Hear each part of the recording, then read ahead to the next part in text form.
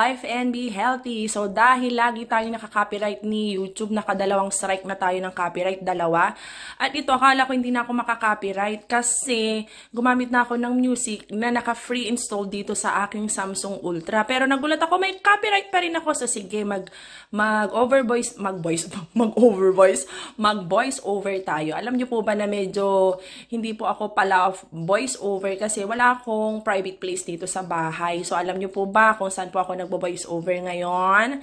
Nagbo-voice over ako ngayon dito sa loob ng CR. Kasi ito lang yung tahimik place, peaceful place dito sa loob ng bahay. Kasi andito ang aking mga junakis. Ayun na nga po. So, going back, from Castle Point, Wellington, New Zealand, ay pupunta kami sa Kakariki Beach.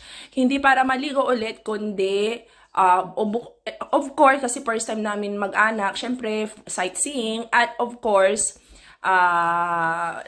pasyal-pasyal din kasi bago kami. Pero, ang talagang target namin dito ay dadaan kami dito, at dito ang gagamitin namin daan pa uwi para makakuha kami ng free mussels or tahong na nakukuha lang po ng libre sa dagat. Hindi po ito cultured na mga tahong, kundi ito ay dagat talaga, fresh from the sea. Nakakapit lang po siya sa mga bato. So, yan po yung view papuntang Kakariki Beach.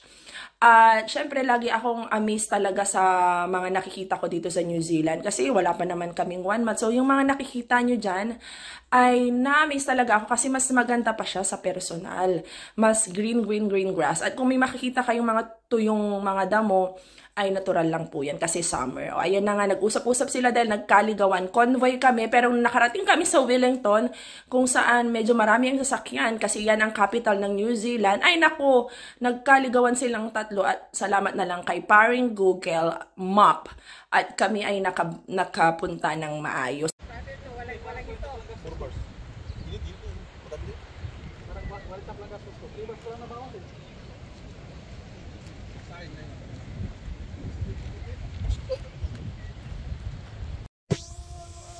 Another beach po na binisita po namin ang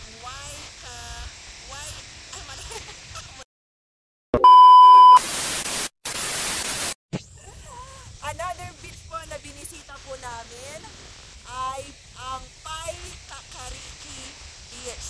Ang target po namin dito ay kukuha daw kami ng tahong mamaya pag low tide na. Nakakapit lang yung mga tahong dun sa mga bato-bato. Mula sa Castle Point na pinuntahan namin sa Wellington ay nag-drive ang aming mga asawa kasi kasama namin ang friend ng aking asawa. 3 hours away from Castle Point.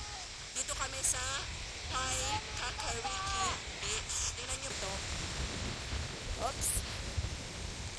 Kukuha po kami ng tahong mamaya pag nag-low tide. Nakadikit daw yan sa mga bato. Madami daw pong mga tahong dito. Pero hindi po pwedeng kumuha ng sobra at labis-labis. Kailangan po ay sapat para sa isang individual ang kukunin. Bawal po ang kumuha ng sobra-sobra. Sabi ng asawa ko, hindi lang sure kung 30 to 50 pieces per person ang dapat lang nakunin. At hindi daw pwedeng sumobra. Ewan ko kung totoo. Pero yun na sabi, bawal daw kumuha ng sobra-sobra.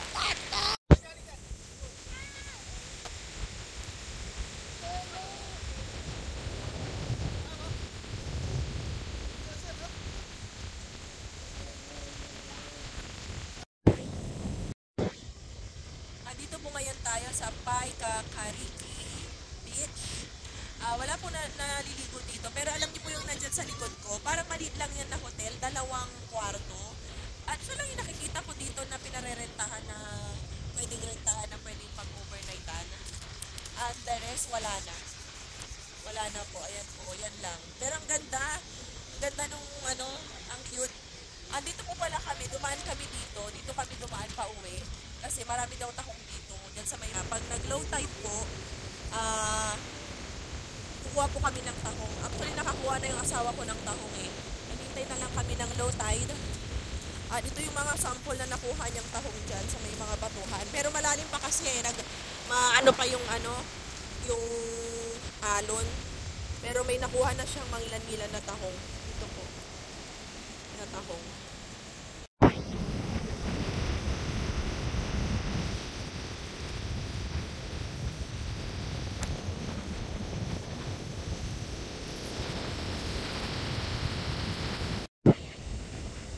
Nangukuha na po sila ng tahong.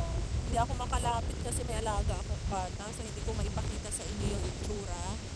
Kasi kailangan kong bantayan si Tamiris kasi kung baka kung ano na ang gawin niya. Pero yung mga tahong maraming maliliit pa na hindi pa pwedeng kunin, kaya namimili-mili na lang sila ng mga tahong na pwedeng kunin. Nakadikit lang yung mga tahong sa mga bato. So masaya sana rin mag-harvest or magkumuha or hindi pala mag-harvest kasi hindi naman pala yan kinulture kundi bigay yan ng inang kalikasan. Sarap sanang may experience kaso hindi pwede kasi may alaga akong batuta. Yan po.